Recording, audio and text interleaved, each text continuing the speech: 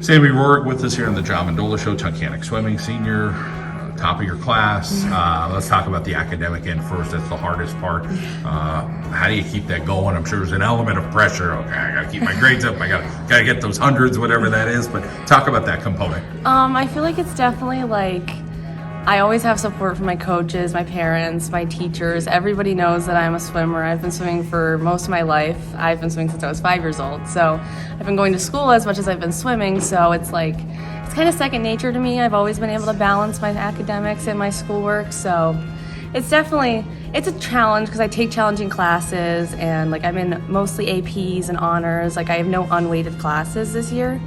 So it's definitely difficult, but I've always been doing a sport, so it's kind of second nature to me. Let's talk about the next step for you. Get that over with. Yeah. Did you make a decision, hey, I'm going here, or is it still in the works? I haven't officially made a decision yet, but I'm definitely going to college for the sciences. So far I applied as chemistry. I want to go into developing of drugs and the pharmacology aspect of sciences. And I'm thinking University of Scranton. They gave me an amazing scholarship, but I haven't officially set in my deposit. All right. Well, decisions to be made.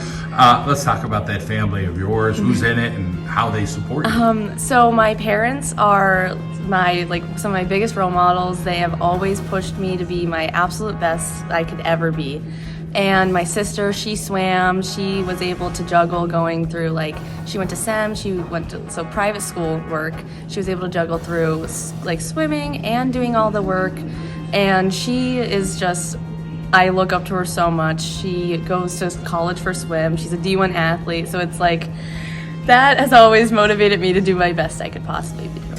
These girls over here is talking about your friendships and having those strong bond with them. And again, only 10 strong this year on the girls side, but a district championship. Talk about that bond you have. I would say I'm a senior, so out of my 4 years, this has been the closest team I think we've ever had. We just get along. We always have laughs. I mean, we're all giggling over there. We always just have fun. And then the guys, it's a great group of dudes there at Titanic. Talk about that mesh between Coach Tim and your coach. So this was the first year that we actually practiced all together doing the same sets, and I would say for me at least it was very coherent. All the boys would always support us, and they would always motivate us to do our best, and we would be racing them and trying to be better than them, and it just definitely motivated all of us to be better. Let's talk about your events in the pool. We'll finally get to swimming here, but the other stuff's so important. But talk about your events. I'm all over the place normally. I do everything but the 100 back and the 5 free. So most of the meets I was swimming the 2 IM and the 100 fly, which I didn't even swim those at districts. I swam the 50 and the 100 breast. But I've been a breaststroker since I was probably 12, and that's my go-to. I always swim breaststroke, and then my other event normally fluctuates every single districts. I switched up my events, and I was kind of a wild card, but. Talk about trying to be a leader on your squad. Obviously, I'm sure they're looking at, hey, that's the smart girl, whatever that is. But just trying to be as supportive as you can.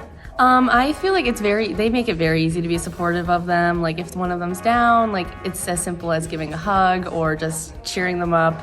They actually gave me a nickname of Group Leader Sammy, so they just made it easy to be a role model for them. Well, you got a bright future ahead of you. Congratulations on the district championship, and all the best going forward. Thank you.